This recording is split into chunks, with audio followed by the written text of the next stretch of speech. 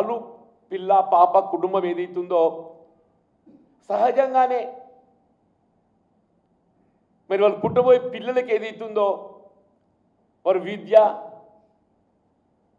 వారికి ఏదైనా బెనిఫిట్ సంక్షేమ కార్యం లబ్ధి పొందాలనంటే రేషన్ కార్డు కావాలి కదా. ఇవాళ ఈ ప్రభుత్వం ఏదైతుందో అర్హతకు అనుగుణంగా నిరుపేద వర్గాలకు అందరికీ కూడా బిలో పవర్టీ రేషన్ కార్డు ఇవ్వాలని సంకల్పిస్తుంటే దాన్ని కూడా మీరు ఎద్దేవా చేస్తే ఏమనాలే. రాజకీయంగా అనుభవం ఉన్నది మీకు, అనుభవం లేక కాదు, ఒక అవగాహనతో మాట్లాడాలి. ఇప్పుడు రాజీవ్ యువ వికాసమే, రాజీవ్ యువ వికాసం మొత్తం రాష్ట్రంలో 5 లక్షల నిరుద్యోగ యువతకు ఇలా ప్రత్యక్షంగా ఉద్యోగ అవకాశాల కల్పన ఒక అంశం. ఇలా ప్రత్యక్షంగా ఉద్యోగ అవకాశాల కల్పింప చేయడంతో పాటుగా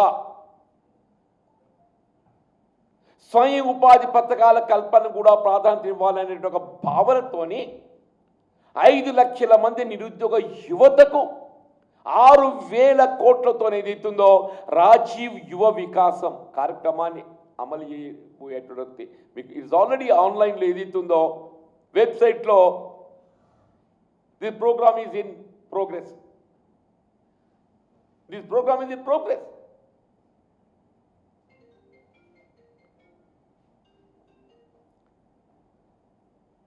రాజీవ్ ఆరోగ్యశ్రీ ఇవన్నీ ఉన్నాయి మేడం. ఇక్కడ మీరు ఏ 6 గ్యారెంటీస్ గురించి మాట్లాడబోయే ముందే ఏదైతున్నదో నేను చెప్పే 2 కార్యక్రమాలు yet to start. Only 2 programmes are yet to start. ఒకటి 2,500 ఆడబిడ్డలు కల్పిస్తామన్నటువంటి యొక్క లబ్ధి, రెండోది పెన్షన్ హైక్. ఈ 2 ఏదైతుందో ఆర్ ఎట్ టు స్టార్ట్. 1 సంవత్సర కాలంలో దేశంలో ఏ రాజకీయ పార్టీ కూడా ఎన్నికలు చేసిన వాగ్దానాలు 90% అండ్ ఎబో అమలు చేసినటువంటి ఒక పార్టీ కేవలం కాంగ్రెస్ పార్టీ. తెలంగాణ రాష్ట్రం వాళ్ళ గౌరవ ముఖ్యమంత్రి రేవంత్ రెడ్డి గారి ఆధ్వర్యంలో చెప్పక తప్పదని చెప్పండి.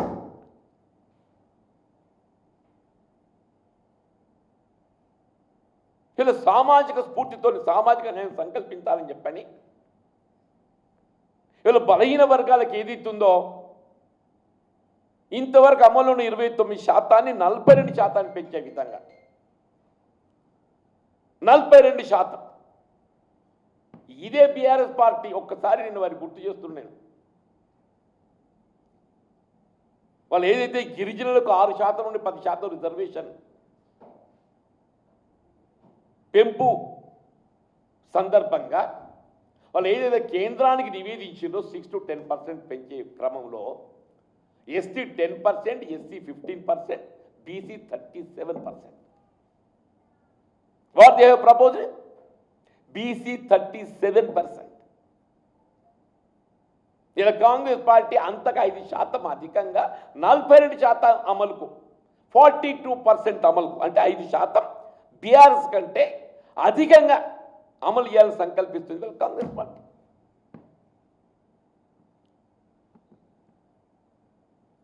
వీళ్ళు దళితుల్లో ఏదైతుందో అన్న బాబాసాహెబ్ బిఆర్ అంబేద్కర్ గారు ఏ దళితులు గిరిజనులు సామాజికంగా వాళ్ళు ఏదైతుందో మరి ఒక విధంగా సమాజంలో వెనుకబడి ఉన్నటువంటి ఒక పరిస్థితులలో వారిని అభ్యున్నతిలో తీసుకురావడానికి కొరకు జనాభా ప్రాతిపదిక రిజర్వేషన్ సౌకర్యం కల్పించాలని సంకల్పిస్తే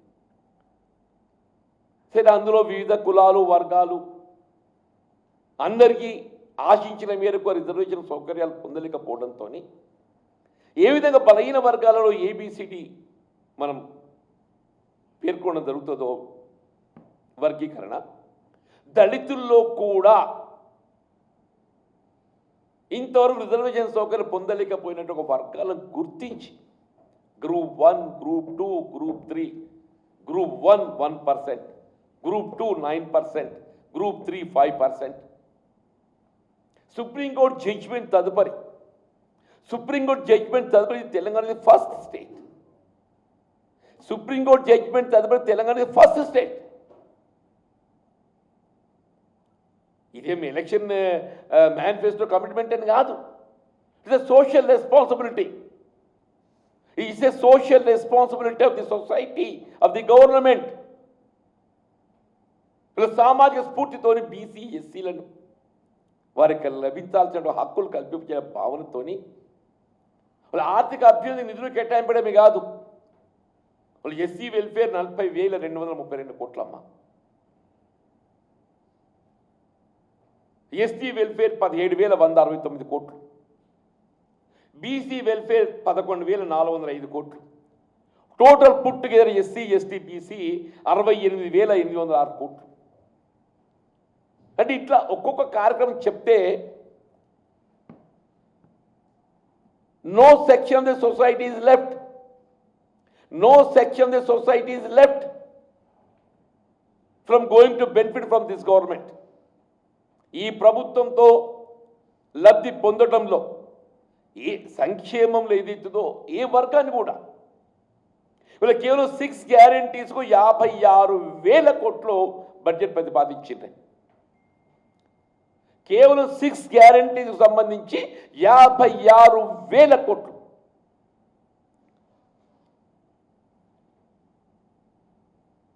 మరి అదర్ వెల్ఫేర్ యాక్టివిటీస్కు తోడని చెప్పండి. ఇన్ని కార్యక్రమాలు చేస్తుంటే దయచేసి కొంత మీరు ఏదైతున్నదో అనుభవజ్ఞులు, ఎక్కడైనా కార్యక్రమాలు అమల్లో ఏదైతున్నదో అమలు చేయటంలో ఏమైనా సమస్యలు ఎదురైతే ఉత్పన్నమవుతాయి, you can bring it to notice of the concern department to the government. కానీ ఆ విధంగా కూడా ప్రతిపక్షం అంటే విమర్శించాలి, ప్రతిపక్షం అంటే పాలక వర్గం ఏం చేసినా, అధికార పార్టీ ఏం చేసినా దాన్ని తప్పుపట్టే ప్రయత్నం చేయాలని భావించడం సరైనది కాదు. ఇవాళ ఇంత మంచి ప్రగతిశీల భావాలతో ఏదైతుందో ఒక సామాజిక స్ఫూర్తితోని ఇవాళ నిరుపేద వర్గాల సంక్షేమమే ప్రధానంగా ఎంచుకొని వీళ్ళ దళితులే కానీ, బలహీన వర్గాలే కానీ, అల్పసంఖ్యాక వర్గాలే కానీ, యువతే కానీ, మా మహిళల ఆడబిడ్డలే కానీ ఇలా ప్రవేశపెట్టిన ఒక బడ్జెట్ ఇది మొత్తం దేశంలోనే ఇది ఆదర్శంగా నిలుస్తుంది అన్నట్టు ఒక భావన వ్యక్తం చేస్తుంది. దేశంలోనే ఆదర్శంగా నిలుస్తుందని చెప్పని ఒక భావన వ్యక్తం చేస్తుంది. ఇప్పటికైనా వాస్తవాలకు అనుగుణంగా మాట్లాడాలని చెప్పని ప్రతిపక్షాలకు సూచన చేస్తాం.